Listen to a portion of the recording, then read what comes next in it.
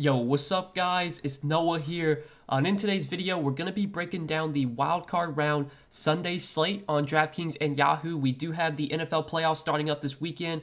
We have 2 games on Saturday, we have 3 games on Sunday, and then we have another game on Monday night. I am trying to get back into the swing of uploading NFL content again. I kind of stepped away from NFL for a while, for a few weeks. NBA has just been something I've really been focusing on. I've been uploading NBA basically every day. I've been streaming for NBA as well. It's been really tough to get up NFL content on the channel, while still maintaining NBA content, doing stuff for Patreon members as well, posting stuff over there. I still have been doing NFL content for Patreon members, but I haven't been posting anything to YouTube. But with the playoffs here, I did want to get back into uploading NFL content. It's just with there being so few games, or so much, so fewer games. It's easy to make content when you have less games to go over, less players. It's easier to digest. So we're going to talk about the 3-game Sunday slate in this video. I did already post a video for the 2-game Saturday slate. So if you're playing that, I'm uploading this video to my channel on Friday night. So for those of you that may be watching this on Friday night or sometime Saturday, if you haven't yet, I do have a video up already for the 2-game Saturday slate. So if you're playing that, you can check that video out. And I will have a video up for the Monday night game, the Rams-Cardinals game. There's a showdown slate with a ton of money up top. I think we do have a millionaire maker for all 3 of these slates. The 2-game Saturday slate, the 3-game Sunday slate, and the Monday night game. There's a millionaire maker for every slate. So Draftkings is putting out a ton of prize money for these slates. Obviously, I wanted to get some content up, so yeah, guys, we're going to go position by position. We're going to go quarterback through tight end, just kind of talk through this 3-gamer, what stands out to me, what I do like at each position on this slate. And yeah, if you enjoy these videos, if you enjoy the content, guys, please do hit the like button. I always appreciate the likes. If you're new here, hit that subscribe button as well. Again, going to try and get back into uploading NFL content. Going to be posting NFL stuff, basically all the way up until the Super Bowl. Still going to be uploading NBA content as well. So a ton of content coming out on the channel. Make sure you are subscribed. Make sure you turn on notifications so that way you never miss out on any new videos. And again, another thing, if you want to check out PrizePicks, they are the sponsor of this video. You can go check out PrizePicks, link down below in the description, or just when you sign up for PrizePicks, use code NOAH, and they will match your first deposit. They will give you a free bet up to $100 when you do sign up with my code. You can take a look at what PrizePicks has to offer. Very simple. It's a player prop-based DFS site, so you're just picking the over or the under on players' projections. You can already see they have a ton of stuff posted for these playoff games, for the weekend games. I mean, basically every game they have a ton of props already up. Again, I'm recording this video on Friday night, so they have stuff up for the Saturday games. They have stuff up for the Sunday games as well. They have a ton of projections. You have fantasy point projections. They also have player props, so passing yards, rushing yards, receiving yards, receptions. You can bet on touchdowns if you think a guy scores a touchdown or not. You take the over or the under. Again, you make 2 picks, or you can make up to 5 picks, and you can win up to 10 extra money on PrizePicks. So if you guys want to go sign up over there, use code NOAH. You'll get a free deposit, or you'll get a free match on your deposit up to $100. They'll basically give you a free bet up to $100 when you do sign up with my code. You can make some picks for this NFL slate, for these NFL games. You can do NBA as well. They offer a ton of sports over on PrizePicks. So check them out, sign up, use code NOAH, so that way you do get that deposit bonus. And if you guys do want some of my favorite picks on PrizePicks each day, I do give those out on Patreon. So if you are a Patreon member, you will get access to all of my updated DFS content, along with some of my favorite picks each day on PrizePicks. So check out the Patreon, link down below in the description if you're interested in that. But let's go ahead and take a look at this 3-game slate, guys. We're going to start off at the quarterback position. So a quarterback this week, Patrick Mahomes, most expensive option on the slate. I mean, Patrick Mahomes obviously is a pretty strong option here. If you're going to play Mahomes in tournaments and you're going to stack him up in tournaments, you kind of know where you want to go when you're stacking Mahomes. It's Travis Kelce, it's Tyreek Hill. I mean, those are the 2 clear guys to stack with Mahomes. We know Mahomes has massive upside. Pittsburgh, they've got a solid defense, but this Chiefs offense is just so good. They have so many playmakers. Mahomes is just such a talented quarterback that I still expect him to have a pretty good game here. I think if the Steelers can keep this game close to where Kansas City has to keep their foot on the gas pedal, I mean, this could be one of those games where Mahomes goes for 300-plus yards, multiple touchdowns. It's 7,300. I mean, he's projecting really well. He's projecting as one of the best quarterback plays on the slate, to no surprise. I like Mahomes quite a bit. Tom Brady's coming in with definitely a lower ownership than Mahomes. His projection also is not as good as Mahomes, but I think Tom Brady's still a fine option. Now, the one negative with Tom Brady is that he is going to be missing one of his key weapons here. No Chris Godwin, but he still has Mike Evans. He still has Gronk. Could be getting Leonard Fournette back as well. It does seem like Leonard Fournette is going to return for this game. So I still think there's upside for Brady. The one thing I do worry about here is I think this is one of the games on this playoff slate that does have some blowout risk, I guess. Maybe Maybe the Bucks get up to a big lead. Maybe they don't have to throw the ball as much. But man, like we've just seen this team, like even when they do get a big lead, like Brady he's out there gunning it. He's going to throw the ball 30, 35 times minimum. We see games where he'll drop back 45, 50 times. I think Tom Brady's a pretty solid play as well. Now between him or Mahomes, I think I'd give a slight edge to Mahomes, but no issues with Brady. I think Dak looks pretty solid as well. Right now, Dak and Mahomes are kind of the two best projected options. They're the two quarterbacks coming in with the most ownership. Dak's only 6,700. Pretty good spot at home against San Francisco. We know Dak has a ton of weapons. We know, in tournaments, where we want to go in terms of stacking Dak with his receivers. Usually it's going to be Amari Cooper, CeeDee Lamb as the two guys that really benefit really have the big game. If Dak goes off, it's usually going to be those two guys that have good games as well. But I think at 6,700, like Dak looks pretty solid on this slate. Right now, this game has the highest total on the slate. It's indoors. Some of these playoff games do have a lot of weather concerns, but this is one game indoors that you don't really worry about weather. 50.5 total here between the Cowboys and the 49ers. I think Dak at 6,700 would put him right up there with Mahomes. I think I'd rank the quarterbacks probably Mahomes number 1, Dak 2, Brady 3, and then probably Jalen Hurts as a tournament option makes some sense. Now, the one issue with Jalen Hurts is that we have seen the Eagles inclined to just run the ball as much as possible. This is a spot where I don't really think the Eagles are going to have much success running the ball. We know Tampa Bay has been a really good run defense basically all season. They've been a very tough team to run on. When these teams did play back in Week 6, Hurts didn't really do much through the air, but he got it done through the ground. 10 rushing attempts, 44 yards, 2 rushing touchdowns. We know Hurts offers that elite rushing upside. He's one of the best running quarterbacks in the league. As a passer, maybe his upside's a little bit lacking there, but he can just do so much through the ground that Hurts is still a guy that does offer upside. Again, I do worry about the Eagles trying to run the ball a ton here. I don't think they're going to be able to. Tampa Bay's just been so good against the run. Game script probably going to force them to throw. In games where Jalen Hurts is forced to throw, I think the upside is definitely there. So as like a tournament play, as a contrarian option, I think Jalen Hurts does make some sense. Maybe as a pivot off of Dak Prescott, if you wanted to make that pivot, you could do that. And then Jimmy G, Big Ben, like these are the two guys on this slate where I think I'll probably just be avoiding. Jimmy G is someone that I really haven't played all season on the main slate. Like he's just never a guy that I ever consider. Does Jimmy G have some upside here in a game with the highest total on the slate? I guess there's upside for Jimmy G. The 49ers, they're another team that just wants to run the ball a ton. We see a lot of games where Jimmy G only throws it 25 times. But I think the Cowboys probably get up to a decent lead in this game. I think, the 49ers might be forced to throw here. At 5,300, like between Jimmy G or Big Ben, I probably would side with Jimmy G, but I don't feel great about either one of the value quarterbacks on this slate. I don't think this is a slate where I'd be paying down for those two guys. Right now, Big Ben, he's projected for no ownership. He's projected for 4% ownership. Jimmy G's coming in with 16% ownership, so both these two guys are fairly low owned. If you want to sprinkle them in your tournament lineups, I think that's fine. But me personally, if I was playing one lineup, I would for sure just be considering one of the top 4 options with Mahomes and Prescott as my two favorite plays. If I was playing, maybe 5, 10 lineups, I don't think I'd be getting any exposure to Jimmy G or Big Ben. I think I'd only be sprinkling those guys in if I was max entering, which I normally don't do in NFL, at least not on these shorter slates. I did max enter and play a lot of tournament lineups in the main slate, a lot more games. I think there's just more variance on these shorter slates, so I don't really go too hard on these, but that's kind of my breakdown of the quarterback position. Definitely think Mahomes number 1 for me, Dak number 2, Brady 3, Hurts 4, Jimmy G 5, and Big Ben 6. That's probably how I would rank the quarterbacks here.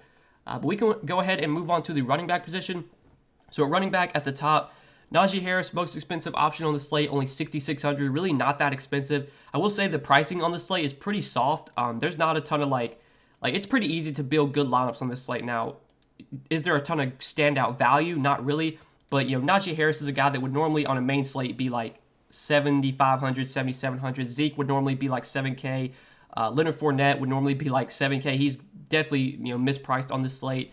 These running backs are definitely a little too cheap. I think Najee at 6,600, just banking on the volume. Najee just gets so much opportunity. He's going to be on the field for almost all the snaps. We saw a lot of games early on in the year. He was playing literally 100% of the snaps. His snaps have gone down a little bit as of late, but in the playoffs, in a must-win game, Najee's going to be out there a ton. We know Najee is going to, catch passes. He always offers that upside in the passing game. We've seen some games where even when the Steelers get behind, which, against KC here on the road, game script's probably going to force the Steelers to be throwing in this game because they're going to be trailing for a large majority of this game. I mean, we could see Najee get like 8-9 targets here. At 6,600, I think he's a pretty solid option at the running back position. I mean, definitely one of the safer plays on the slate. His workload is just so good that he's always a high floor play. And the ceiling is definitely there if he can, get into the end zone maybe once or twice. Zeke at 6,100. Like, I think Zeke's okay. I would definitely rather play Najee if I could get to Najee. Zeke always going to be splitting carries with Tony Pollard. Obviously, Tony Pollard is a really good backup, and they're going to involve Tony Pollard a decent amount. Zeke still offers some upside if he can get into the end zone, but I think at this point he's become like touchdown or bust. Like, we just haven't seen enough efficient runs from Zeke to where he can go out there and run for like 150 yards. Like, the most rushing yards he's had in a game all season was 143 against Carolina, and like he broke off a 47-yard run. Like, I feel like that was kind of a fluky performance. Most weeks Zeke's going to get like 60, 80 rushing yards. Maybe he catches 3 or 4 balls. You're going to need him to get into the end zone once or twice to really put up a ceiling game. I think there's other guys I'd rather go to. Right now, Zeke's not getting as much ownership as some of these other options like Najee Harris, like Eli Mitchell. So maybe in tournaments you could go there, but I don't think he's someone I'd be prioritizing on this slate. If I was playing one lineup, I don't think Zeke would make it into my one lineup just because there's guys I prefer priced around him. Eli Mitchell at 5,700, I think it's a pretty solid play here. Again, we know the 49ers want to run the ball as much as possible. I think this could be a game where, the Cowboys do get a lead here. I think the Cowboys will win this game. Maybe Eli Mitchell doesn't get as many carries as we expect just because game script, forces them to throw more. But every week, just the last 5 weeks, I mean, he's gotten at least 20 carries now in 5 straight games. The pass game usage has been a little bit better. We saw early parts of the year after he took over for Raheem Mostert, like, he didn't get a ton of targets. There were some games where he would literally get no targets at all, but last few weeks, I mean, 6 targets, 3 targets, 2 targets. If we can get Eli Mitchell, 15, 18, 20 carries, 3, 4, 5 targets, like, that's a really, really good workload for 5,700. I definitely like Eli Mitchell as a mid-range option. I think I would actually play Eli Mitchell over Zeke, even though Zeke's, projecting for less ownership. Like, I think I would take Eli Mitchell just straight up. I think Eli Mitchell's pretty likely to outscore Zeke here. So I definitely have some interest in Eli Mitchell at 5,700. Leonard Fournette, though, is by far the best running back play on the slate, in my opinion. He's just too cheap at 5,600. Now, at the time I'm recording this video on Friday night, we don't actually have, official confirmation that Leonard Fournette is going to play. Right now, he's listed as a game-time decision. But I would expect Leonard Fournette to play. It's the playoffs. These guys are going to fight through injury. They're going to do whatever they can to be out there. Is Leonard Fournette 100%? Is he going to get a full workload? I mean, we don't really know. We're going to have to pay attention to reports leading up to Sunday.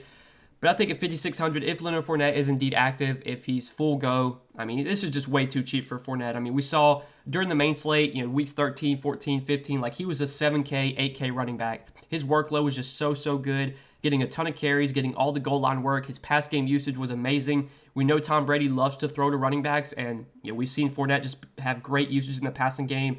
On Draftkings, where you get full PPR scoring, you get a point per reception.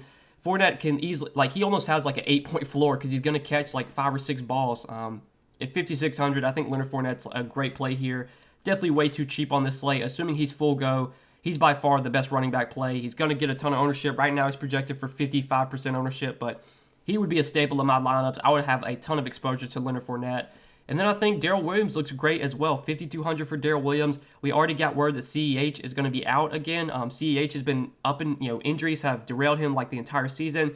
He was injured for like a few weeks, and then he came back, and then he got re-injured again, and they've already ruled him out for this playoff game. So I'm expecting Darrell Williams to once again draw the start. Now, Darrell Williams is listed as questionable, but I'm assuming he'll be playing. I think he practiced. Yeah, it says he practiced in limited fashion all week. So Darrell Williams should be good to go, should be able to, get a full workload. Last week against Denver in that, the last game of the season or the regular season, we can't really look too much into that game because he did get injured. I think right before halftime, Darrell Williams got injured, did not return. But in the games that CEH has been out, I mean, we've seen Darrell Williams be kind of the number one running back for the Chiefs. He's been getting, good carries, 12, 13, 14, 15 carries. They'll use him in the passing game a good amount as well. He'll get 3, 4, 5 targets. Has a pretty solid workload. 5,200 price point, I think, is definitely too low for Darrell Williams, especially with Clyde Edwards-Helaire officially ruled out. I think Darrell Williams and Leonard Fournette are probably the 2 best running back plays on this slate. Just looking at points per dollar wise, projection, these guys look the best to me. I definitely think those are my 2 favorite running backs overall, but Obviously, Najee Harris you can go to. Eli Mitchell I like quite a bit. Zeke as a tournament option I think okay. But really like Fournette, really like Darrell Williams. And then the last guy we'll mention is Miles Sanders at 5K. I think Miles Sanders is kind of like if you want to get different at running back, you play Miles Sanders. Right now, he's only projected for 14% ownership. We haven't seen Miles Sanders in a few weeks. He did not play in week 17 or 18. He had a hand injury in that Giants game, didn't return, and then he was out, for 2 weeks. I'm expecting Miles Sanders to get back to his normal workload, and we saw Miles Sanders before he got injured. Like, he was actually playing really well. He was getting good volume. Now, this matchup against Tampa Bay is not ideal. We know Tampa Bay is really good at stopping the run. They've been good at stopping the run all season. I think this is a game where Miles Sanders could be pretty inefficient, but if you get lucky and he gets a couple goal line touchdowns, that could be all it takes for him to be a difference maker at 5K. Pretty likely to fail on this slate, but if you do roster Miles Sanders, the time he goes off, the time he breaks off a long run, like he could be like a GPP winner. I think Miles Sanders' chances of succeeding compared to Williams, compared to Fournette, like they aren't nearly as high. Those guys just project way better. But when you look at the ownership difference, in tournaments, if you're a GPP player, it makes some sense to get a little bit exposure to Miles Sanders, maybe have more exposure to Sanders in your tournament lineups than you do Fournette, than you do Darrell Williams. If I was playing one lineup on this slate, probably would not play Sanders, but I think he would be in my player pool if I was playing multiple lineups, just because I think the volume will be there. How efficient can he be in this matchup? We'll have to see. But I think the touches will be there to where the opportunity, at least for him to have a good game, is on the table. But that's really it for the running back position. I think we can go ahead and move on to wide receiver. So wide receiver, obviously there's going to be a lot of good plays at the top. Deebo Samuel, 7,900. Nothing negative to say about Deebo Samuel. The only one, I guess the one negative thing that you could say about Deebo Samuel is that the 49ers just don't throw the ball a lot. So we do see a lot of low floor games from Deebo Samuel. Same could be said for George Kittle. There will be some weeks where Deebo Samuel only puts up 8, 10 DraftKings points just because he only gets like 5 or 6 targets. But, they've been using him in the running game a lot. He's been getting a lot of rushing attempts, even with Eli Mitchell back. They were basically using like Deebo Samuel as the backup running back whenever Eli Mitchell was out. And even with Eli Mitchell back, they've still been using Deebo Samuel a lot in the running game. He's been getting 5, 6, 7 carries. He's been really efficient as a runner. He's been scoring touchdowns. Like basically every game, I think he scored a touchdown, whether it's through the ground or through the air. I think he scored a touchdown in it's now 8 straight games with at least 1 rushing or receiving touchdown for Deebo Samuel.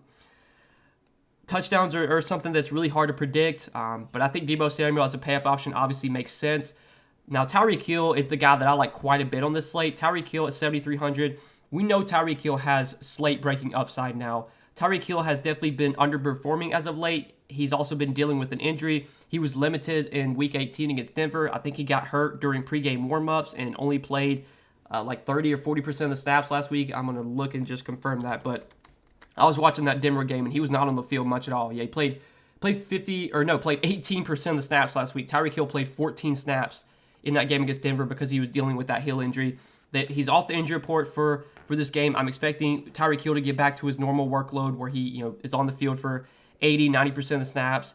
We know Tyreek Hill can go out there and just break a slate. He's had games with 50 DK points this year, 40 DK points in Week 1 against Cleveland. We know Tyreek Hill is going to get massive volume.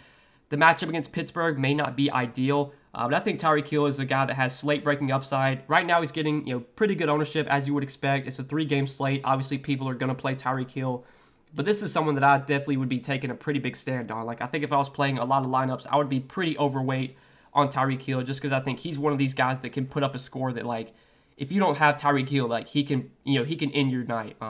He can go out there and put up 40, 50 DraftKings points. So I like Tyreek Hill a ton. I think he's my favorite pay-up option at wide receiver. I think Mike Evans, nothing negative to say about him. Without Chris Godwin, I do expect the targets to be there for Mike Evans. I expect the volume to be there. 7, 8, 9 targets seems like a floor for him, and obviously he could get double-digit targets here. He might see a lot of Darius Slay, who's had a pretty good season, but I still think Mike Evans at 7K is a fine pay-up option. Probably a little bit more, as a contrarian option, I would definitely rather play Hill. Probably would rather get to Deebo Samuel as well. But Mike Evans is fine. Deontay Johnson, another guy that's just going to get massive volume. Juju Smith-Schuster does seem like he is going to return for this game, but I don't think that's really going to affect Deontay in terms of volume. I mean, he's gotten double-digit targets in literally like almost every single game this season. Ben just loves throwing the ball to Deontay in a game where you expect the Steelers to be trailing. I mean, we could see this could be another game where Deontay Johnson gets like 12 targets. he feels like a very safe, very high floor play. The ceiling for Deontay with Ben at quarterback, can Deontay go out there and put up like 30 DraftKings points and win you the slate? That's going to all depend on how Ben plays. That's going to all depend on, if the Steelers can put up enough points to keep this game close. But I think the floor on Deontay is just very, very high just because he's going to get so many freaking targets.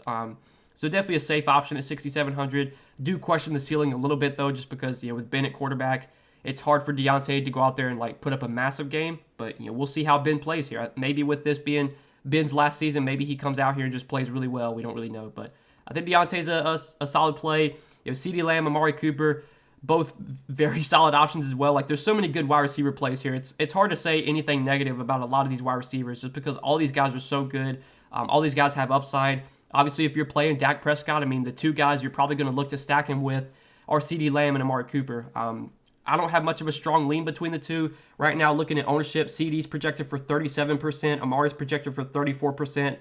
They're projected for around the same amount of points. It's literally a coin flip between the two. I think CeeDee Lamb, if I had to take a stand, he might be my favorite between him and Cooper. He's not been as good as of late. Amari Cooper, targets for him have been solid. He's been a little bit more consistent. I think both those guys are, very solid options in the mid-range. Devontae Smith, I think, makes a lot of sense in tournaments. He's not projected for much ownership at all, only 18%. This is a guy that, kind of similar to Miles Sanders. Obviously, Devontae Smith's chances of, succeeding here may not be as high, but that doesn't mean he's just, you can't play him. Obviously, these guys may not have as high of a chance of succeeding long-term, but they are guys that can still go out there and put up a big score any slate. In a game against Tampa Bay where you expect the Eagles to be throwing a lot, this could definitely be a game where, Devontae Smith gets 7, 8, 9 targets, could break off a big play. The way you beat Tampa Bay is through the air. They're a tough team to run on. You kind of have to beat them through the air. So I definitely think Devontae Smith makes sense in tournaments. If you want to stack him up with Jalen Hurts, I don't think that's going to be a very popular quarterback receiver stack. I don't see a ton of people stacking up the Eagles on the slate. So I definitely think Devontae Smith in tournaments makes some sense. Brandon Ayuk, he's going to be on the field for 80, 90% of the snaps. Probably going to get 6, 7, 8 targets. Another very solid play at 5,200. Nothing really negative to say about Brandon Ayuk. It's just that, the 49ers, how much are they going to throw the ball here? I think that's all going to depend on game script. If they have a lead, we know the 49ers are just fine running the ball as much as possible with the lead. But if they get behind, I think, Brandon Ayuk, the targets will for sure be there for him because he's going to be on the field for just about every snap. Chase Claypool, 4,700. May take a little hit with Juju back, but I still think Claypool's going to be on the field for, almost, 70, 80% of the snaps. He's been basically an every down wide receiver as of late. Going to get probably 7, 8, 9 targets. I do expect this to be a pass-heavy game for Pittsburgh just because I think game script is going to force them to throw. 4,700 for Claypool, another guy that may not have a very high chance of succeeding, but the one time you do get Chase Claypool right, he can go out there and put up 20, 25 DK points. He has big play upside. It's just a matter of if Ben can get him the ball. It seems like Ben throws at least 1 or 2 deep balls to Chase Claypool every week. Half the time, or not even half the time, a large majority of the time they don't connect. But the one time they do connect and Chase Claypool scores a 50-yard touchdown, that could be what wins you the slate. And obviously Claypool has that kind of big play upside. So another guy that I do have some interest in as a tournament option. And then after Claypool, it kind of gets pretty thin. There's not too many other receivers that really stand out below Claypool. I do want to mention, though, Juju Smith-Schuster is expected to return. He is expected to play on Sunday, and he is minimum salary on DraftKings. Now, how much is Juju Smith-Schuster going to play? Is he going to get a full workload? Is he going to be on the field for 70, 80% of the snaps? I don't think so. Right now, he's not projected for many for many points. He's only projected for 5 DraftKings points. He's literally projected for no ownership. I haven't seen any official reports on Juju Smith-Schuster's workload. So this will be something to monitor. He's minimum salary $3K. If we do get word that Juju's good to go, no limitations, he's going to be a pretty good value play. But I expect, given that he hasn't played since week 5, given that this was expected to be a season-ending injury, there's a chance that Juju maybe could be playing through some pain. There's a chance he could be limited on Sunday, but keep an eye on the reports heading up to Sunday night's game. I think Juju at 3K is someone you could definitely have in your player pool. Obviously, he's a talented receiver. What's his workload going to look like? We don't really know right now. This will be something we do need to monitor, but I did want to mention him as a pay-down option at wide receiver if you do really want to punt. He's down there at 3K, and again, he's expected to play on Sunday. But that's it for wide receiver. We can now talk about tight end real quick before we do end the video. So tight end, it's normally a it's normally a gross position for most of these. Like a lot of these short slates, tight end's really bad, but this is not the case. Tight end is a loaded position for this 3-game slate. A lot of good tight end plays. Basically, all the best tight ends in the league are on the slate. Outside of maybe a couple guys, you got Kelsey, you got Gronk, you got Kittle. You even got like Dallas Goedert, who's had a really good role this year. He's been, going to play a ton of snaps, going to get targets. I think this is a strong tight end slate. I think there's a lot of good plays at this position. Kelsey, Gronk, Kittle. I mean, you can't go wrong with any of these guys. I do want to say that Gronk is in a really good spot against the Eagles. The Eagles have been a team that has been killed by tight ends this year. Looking at Pro Football Reference, they've actually allowed the second most fantasy points to tight end the Eagles have, and they actually have allowed the most receptions to the tight end position as well. In terms of receiving yards, they are also top 10 in receiving yards allowed to tight end. So the Eagles have just been killed by the tight end position this year. We know Gronk is going to get the targets. He's basically been rejuvenated this year. I came into the season not having much high expectations for Gronk, but man, like Brady's just been throwing the ball to Gronk a ton. He's been running a ton of deeper routes down the field. It's not like Gronk is just running a bunch of quick stuff there. He's running vertical routes. He's getting long plays. He's getting big plays. Had a 42-yard reception last week. Like, I think Gronk's a very high upside option. I think he might be my favorite play at the tight end position. I have a slight lean to him over Kittle and Kelsey, but you can never go wrong with Travis Kelsey at 6,700. He's obviously going to get a ton of volume here. Last time these teams played when they played Pittsburgh, Kelsey was out that week. That's the week he was on the COVID list. But Pittsburgh so far this year against tight ends, I want to say they've been pretty solid. Pittsburgh overall has a really good defense. I don't think it's like the best spot for Kelsey, but you're just banking on the talent here. Matchup is definitely better for Gronk, but obviously Kelsey has a ton of upside. George Kittle, ton of upside as well. The one issue with George Kittle is that his floor is definitely lower than some of these other guys, just because there will be weeks where Kittle only gets 3, 4, 5 targets because the 49ers just don't throw the ball that much. But on the weeks where the 49ers do throw the ball more, in scenarios where they are playing from behind and they're forced to throw, I mean, we've seen Kittle put up massive games, 42 DraftKings points, 37 DraftKings points. The weeks where he does get 12, 13, 14 targets, he can go out there and break a slate. But there will be games where Kittle only gets 2, 3, 4 targets. Now, in a playoff game, I expect them to involve Kittle a lot. If they throw the ball, I expect Kittle to get the targets. It's just a matter of game script. What will it force the 49ers to do? I think if the 49ers are playing with a lead, they are going to be fine just running the ball as much as possible. But yeah, Kittle is always a high ceiling play. Just his floor compared to Kelsey and Gronk is maybe a little bit lower. And then you have Dalton Schultz and Dallas Goedert, who I think are kind of like your value tight ends if you're looking to pay down at this position. Goddard's definitely my favorite pay down option, 4,400. His role's just been so good. He's going to be on the field for just about every snap. Basically, with Zach Ertz no longer on the team, I mean, Dallas Goedert has been a clear, every down tight end. He's been basically, I think he's actually led the team in targets this year. It might be either him or Devontae Smith. Whenever Jalen Hurts throws the ball, he's going to be looking for Dallas Goedert. He's going to be looking for Devontae Smith. The way you beat this Tampa Bay team is through the air. Again, they're a tough team to run on, so I do expect the Eagles to probably throw the ball a good amount in this game. I think game script might force them to throw the ball. I don't know how much they're really going to be able to run it against this good Tampa Bay front seven. So definitely like Dallas Goedert as a value tight end. I think this is a slate where you could definitely play 2 tight ends just because there are so many good plays. Kelsey, Gronk, Kittle, Goddard. You could definitely play 2 of these guys in your lineup if you want to go that route. I don't know if there's any other pay down options, though, outside of Goddard. Maybe Pat Freiermuth you could go to. We've seen him kind of fall off as of late, but last week got 9 targets against Baltimore. He's kind of a touchdown or bust play, but 4,200 if you're looking for a pay down option, he's definitely going to be lower owned than Dallas Goedert. So as a GPP play for lower ownership, you could always pivot to Freiermuth over Goddard. But there's really no one else I think I'd be going to at tight end. So that's it, guys. That's it for the tight end position, and that's it for this Sunday 3-game slate. So I hope you guys enjoyed this video. I hope you enjoyed this breakdown. I hope it helped. If you guys did enjoy, please do hit the like button down below. As always, I appreciate the likes. Again, if you're new here, hit that subscribe button. Going to be uploading NFL content again back up on the channel. Basically up until the Super Bowl, I'm going to be making NFL videos covering all the playoff slates. I'll have a video up for the Monday night game, the Rams Cardinals game, excuse me. There's a showdown slate for that game. There's $1 million, there's a millionaire maker, like 2.25 million total prizes for the showdown slate. So I will have a video up for that. Probably will get it posted like sometime Saturday or maybe like Sunday. I'll have that video posted, so be on the lookout for that. Yeah, and again, if you have not yet, go check out PrizePicks. They are the sponsor of this video. Go sign up for PrizePicks and use code NOAH.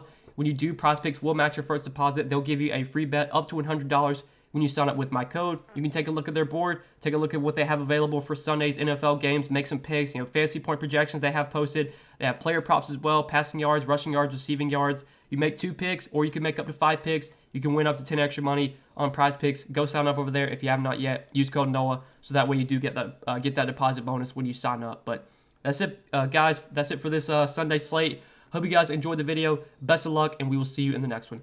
Peace.